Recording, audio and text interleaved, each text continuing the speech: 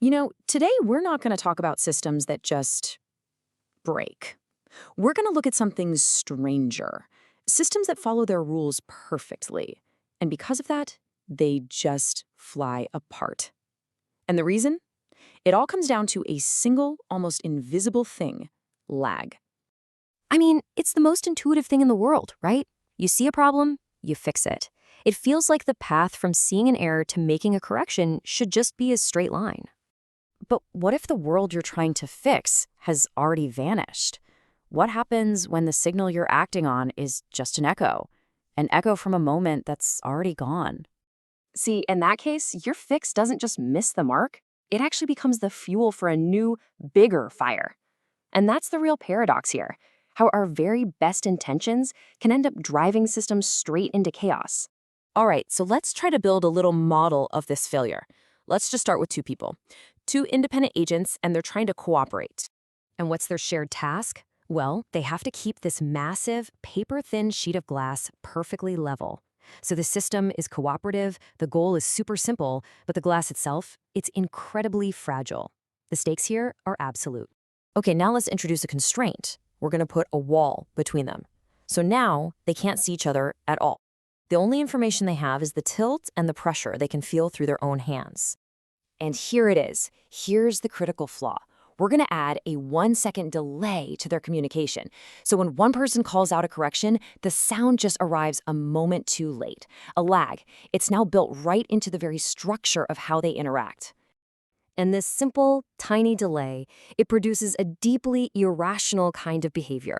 We'll call it the corrective overshoot. So to understand this, think about those massive stabilizers you find on an ocean liner. The huge underwater fins that are all controlled by gyroscopes. Their whole job, their only purpose, is to counteract the roll of the waves and keep the deck stable for everyone. So when the ship tilts left, the system instantly detects that error and applies a counterforce to bring it back to level. It's a totally rational, direct correction. But just watch what happens. The force gets applied, but this massive ship, it doesn't just return to level and then stop. No, it swings right past the target, overshooting, into a brand new, powerful tilt in the opposite direction. And this is where you see the profound paradox. The very tool that was designed to create order has now become the main source of disorder.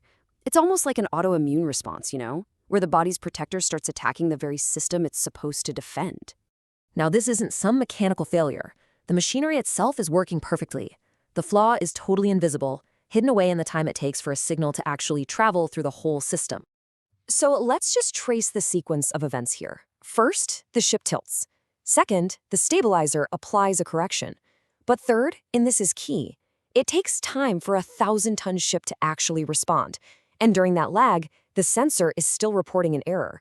It's basically screaming, "We're tilted, we're tilted!" So what happens? Fourth, the system applies another correction, and then another one, all based on information that is already completely out of date.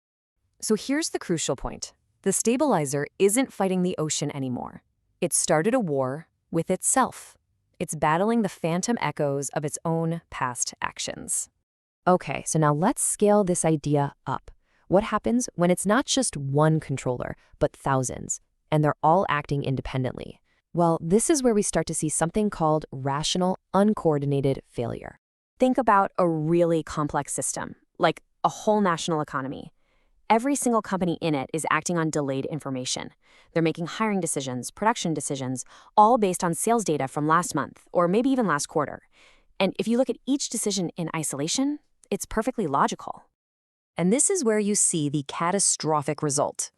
One company sees high demand and thinks, great, let's ramp up production. But guess what? So do all of their competitors, because they're all looking at the exact same outdated report. So all of a sudden, a market that seemed starved for supply is completely flooded.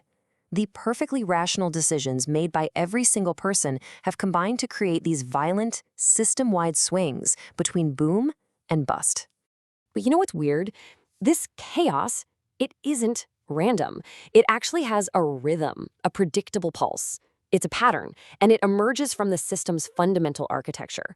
This is the structure of oscillation. And this is probably the most critical thing to realize. The system isn't malfunctioning. It's not broken. It is executing its instructions perfectly. Those oscillations, they're a sign that the system is working exactly as it was designed to. And that structure, it has a name.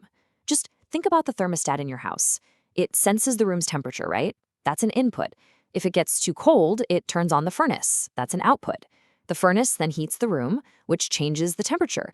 And that new temperature, well, that becomes the next input for the thermostat, which then adjusts its output again. You see how that works? That is a feedback loop.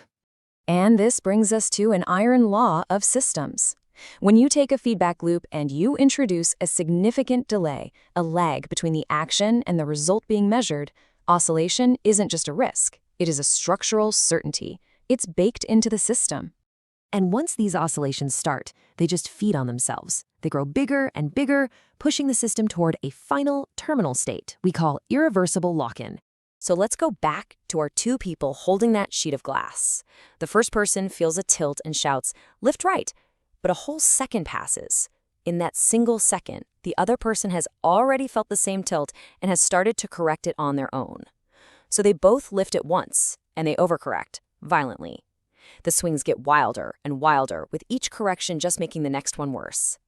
This isn't just the ship rocking anymore. This is the sound of the ship's hull starting to tear. It's not just a market boom and bust, it's the sound of companies going bankrupt. It's the sound of that glass shattering. So in the end, you see, the agents didn't fail. They were actually perfect performers who were just trapped inside a flawed structure. The system wasn't struggling to work. No, it was working perfectly toward its own destruction. And that leaves us with a really chilling question. When you see a system swinging wildly toward collapse, are you actually watching something break, or are you watching it work exactly as designed?